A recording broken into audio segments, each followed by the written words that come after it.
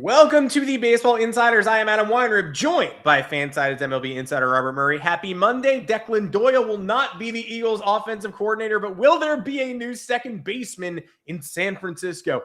Hey, it was a frozen weekend for much of the country. If you are tuning in, we appreciate you finding power somewhere. We also appreciate you tweeting through it, presumably. But the baseball world froze just as the Northeast corridor did. Robert Murray is here to help me sort out deals that almost went down, couldn't go down, might go down in the future, plus the pitching market and which free agent might stay on the board until spring training begins, which is just a couple of weeks away. I'm getting in one game in sunny Florida. Thank goodness. Robert, I assume you're getting boots on the ground in Arizona. Either way, ever closer and plenty still to be settled. How are you doing? Happy Monday. Happy Patriots Seahawks Super Bowl, I guess. No, it's good to be here. The Patriots and Seahawks are indeed facing off in the Super Bowl. The Eagles have not hired an offensive coordinator yet, but there has been movement on the free agent market once again. Harrison Bader going to the San Francisco Giants. Got some insight onto that one. Some other stuff going on around the league as well. So I'm anxious to dive into that as we speak. Adam Weinrib, happy Monday. How's it going? It's good. It's good. Again, it was like, look, I'm not in Wisconsin. I'm not in the eye of the hurricane here, but it was like, feels like -6 when I woke up to get a bagel on Saturday. Yesterday, just absolutely freezing snow all day, swirling, couldn't open your eyes. And then when I did open my eyes, I had to watch the Patriots winning the AFC 10-7. So I've had better weekends, and so has the trade market, in all honesty. If you're joining us for the first time, welcome. We do the show every Monday, Wednesday, and Friday, and there is a private Q&A in the all-star tier of our Discord on Thursday afternoons at 3 p.m. Eastern. With Robert, you can bother us both in there. What is the all-star tier of our Discord, you say? Just hit that join button below if you are subscribed. That is the next step. You can join us, bother us between shows. It's very fun to get to interact with everybody in that Discord. It's a fun community.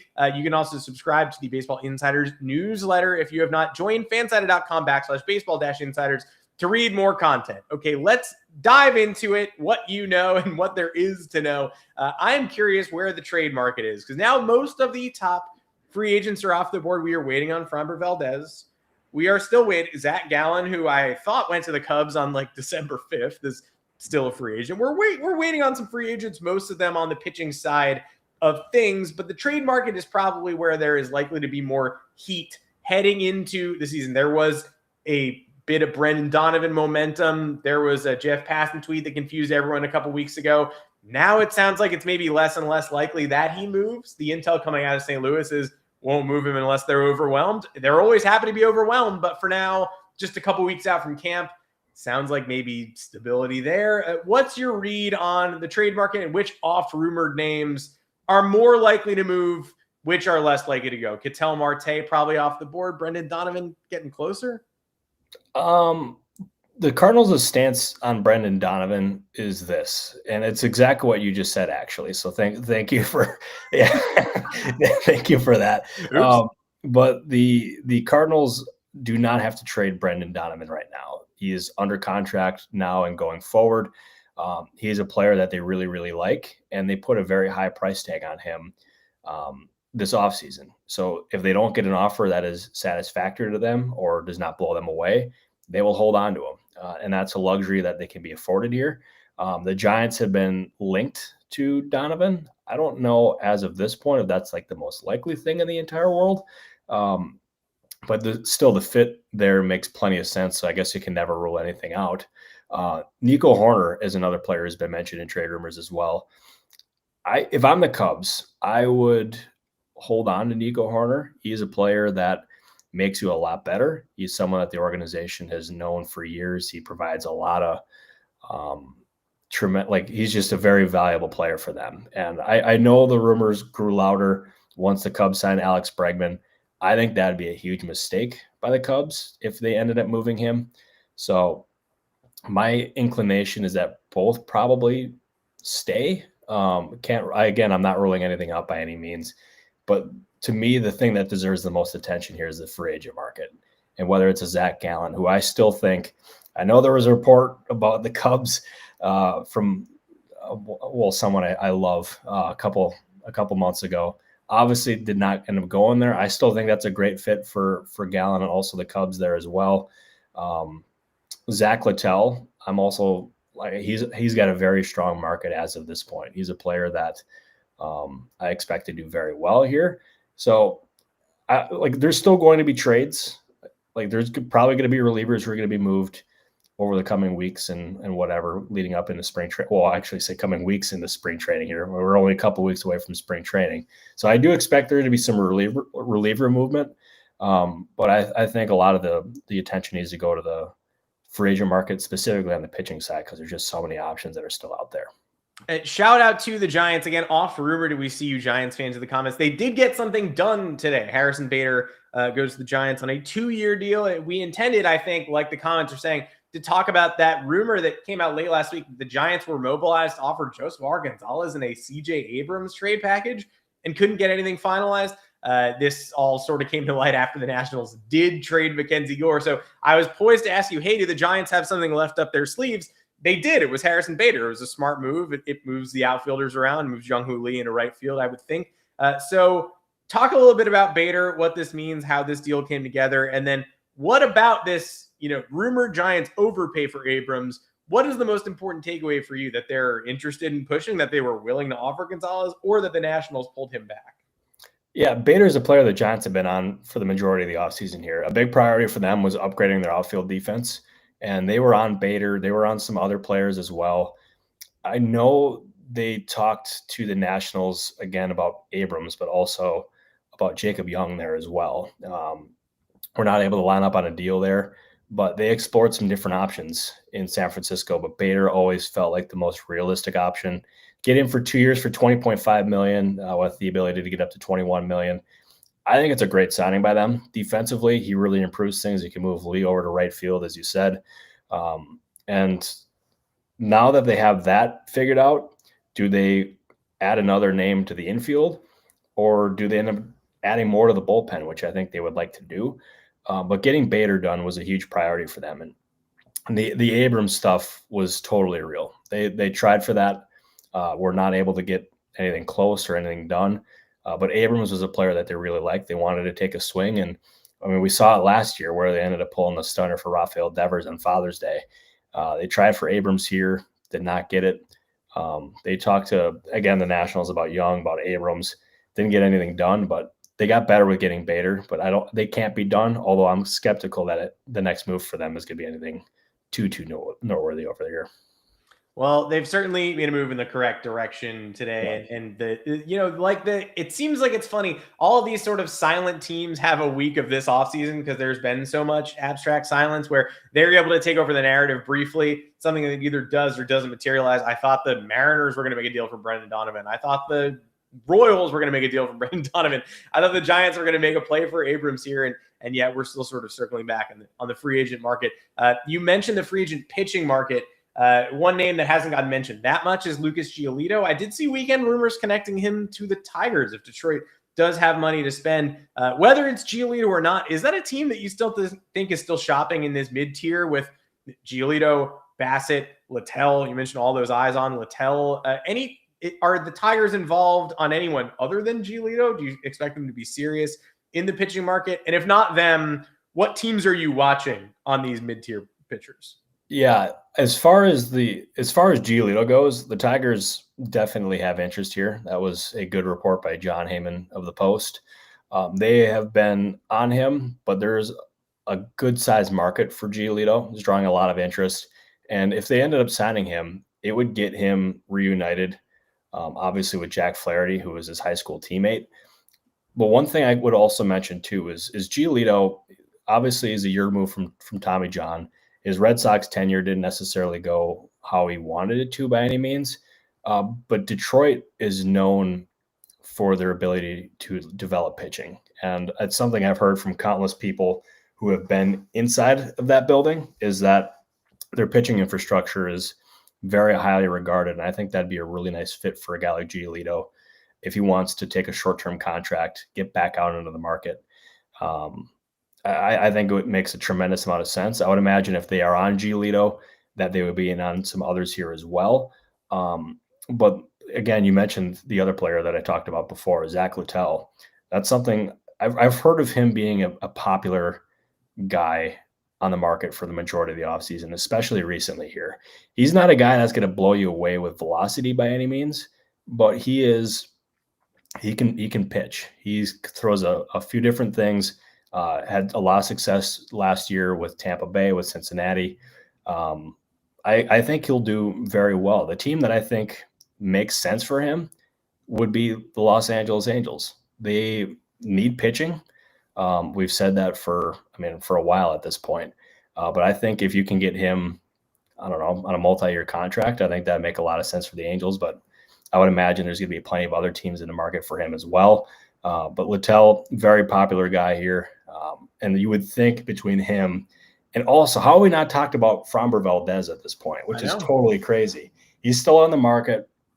And you wonder exactly how much that incident where he crossed up his catcher during the season, how much that's playing into the lack of movement surrounding his market. And the team that I think always has made the most sense for him is the Baltimore Orioles, considering his connections to that front office and how well they know him. And they also still have a need for another starting pitcher. So I would imagine there's going to be other teams in the mix for Valdez as well, in addition to the Orioles. But to me, that makes a whole lot of sense. So you would think maybe starting this week, we'll finally see some movement for some of these guys. But still, the fact that we have some of these very good names that are still unsigned is pretty crazy at this point. Yeah, when it comes to who can compete with the Orioles for Valdez, I'm a little crossed up. I can't decide. Pitchers need more spring training than position players do, building their arms up, honestly. So I'm surprised that more pitchers have not flocked to their new destinations. Bassett's super underrated to me. Verlander and Scherzer, like the comments say. I mean, you've got two future Hall of Famers floating out unclaimed on the free agent market right now. And so, yeah, plenty of pitchers still need to find homes. Plenty of teams need more pitching depth. You can't survive without it. I see the super chat. I see some of your great questions. We're going to get to them in 1 second. One more question for me, though. Hey, Framber Valdez, we can't find competition for the Orioles, but at least we know the Orioles would be a good fit.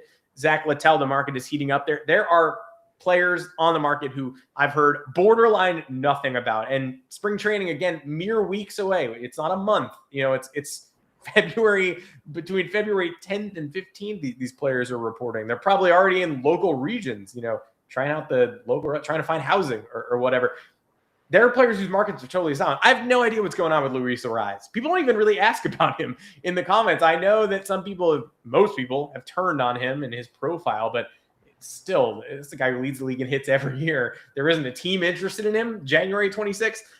Who is the most likely free agent in your mind to not sign until after spring training has begun? Is it Arise? Is there a secret market there behind the scenes? I mean, that is the most confusing free agency to me. Yeah, that's a hell of a question. I would say, as far as Arise goes, I heard earlier in the offseason that there were 5 teams in the mix, and you would think as he continues to linger that there would be more involved. I mean, as you said, his profile has been the topic of controversy, basically, since he was even traded from the Twins years ago.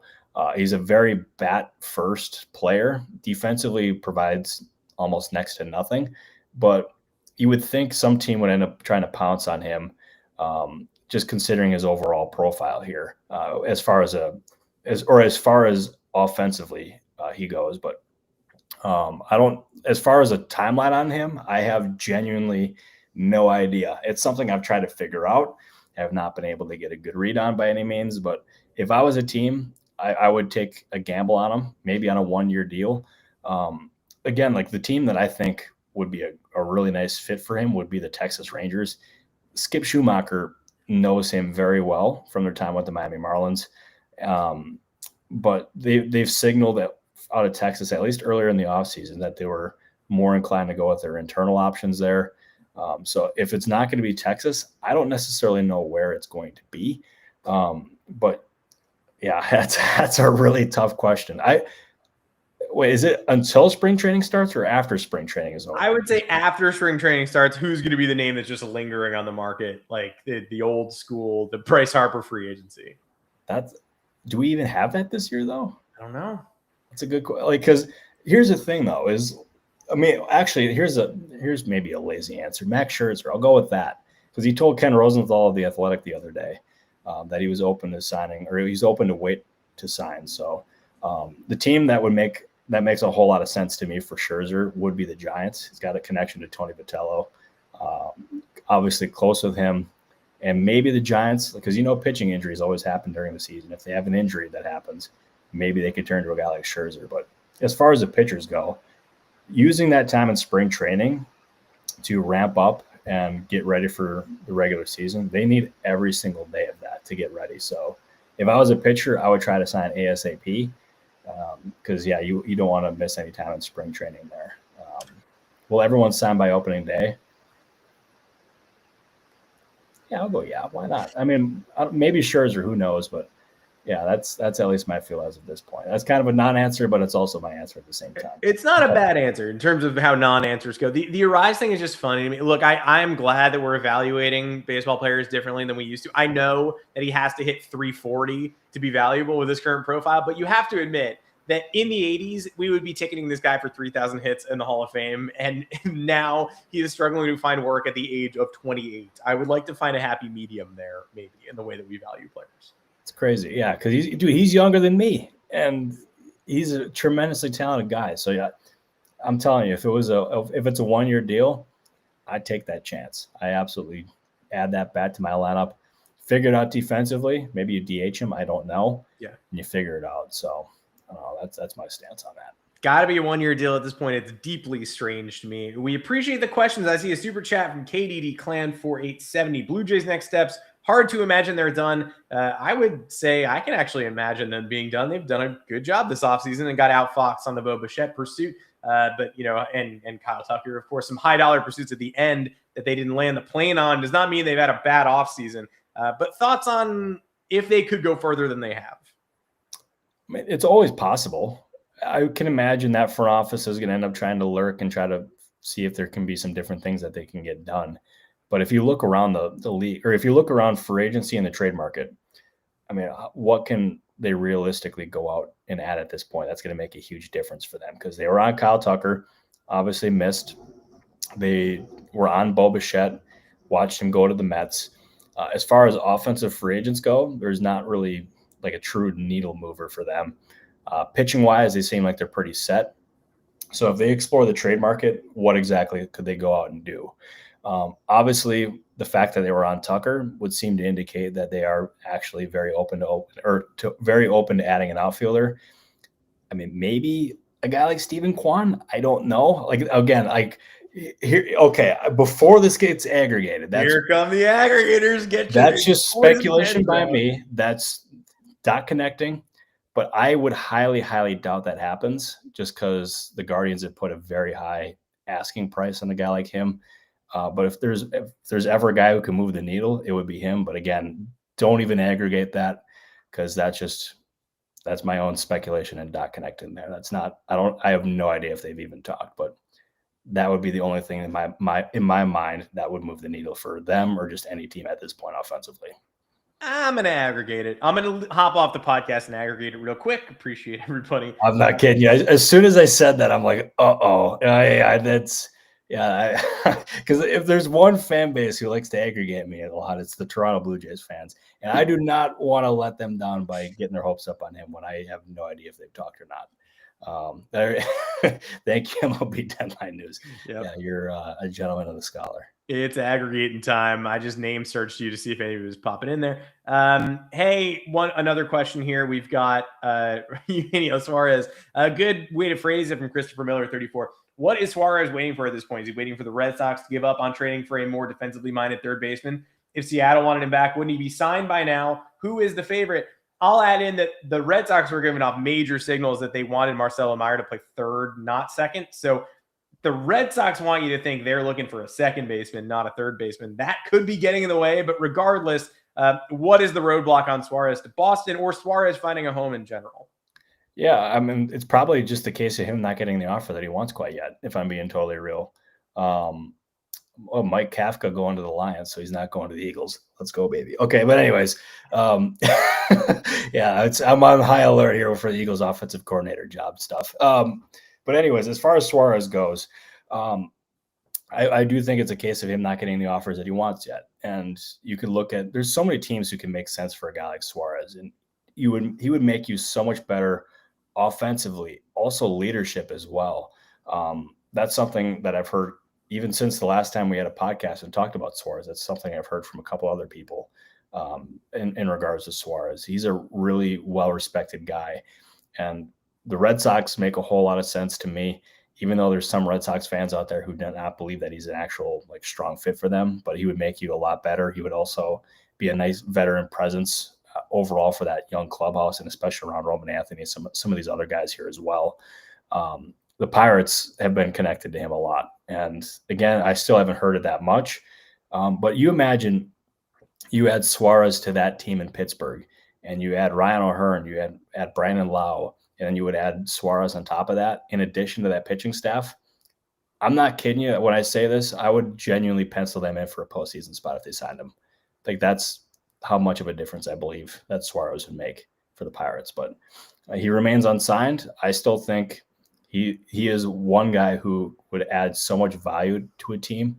But I'm surprised that he's still unsigned. I don't know what he's asking for, but if I'm a team, that's the kind of guy that I would like. Just only a couple months ago or a few months ago, he was the most coveted guy on the trade market. And now he's left unsigned 15 days before pitchers and catchers report. That's crazy to me.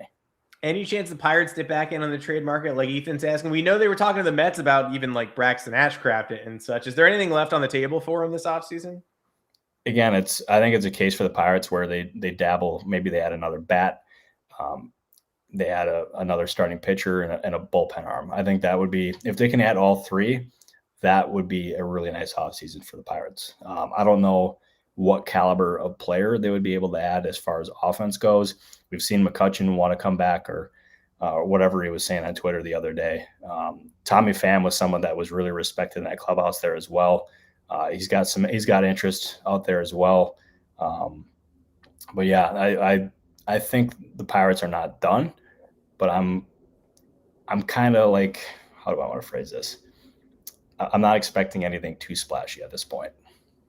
Thank you for the question. As always, we appreciate them, and we hope you join us again Wednesday afternoon, 3:30 p.m. Eastern again here on the Baseball Insider. Stay tuned for the Prospect Show tomorrow at noon. We're going to record it, put it up later that night. But back on the Baseball Insiders with Robert Murray on Wednesday. Get your questions ready. Join us on the Discord. Until then, we'll see you. Thank you, everybody.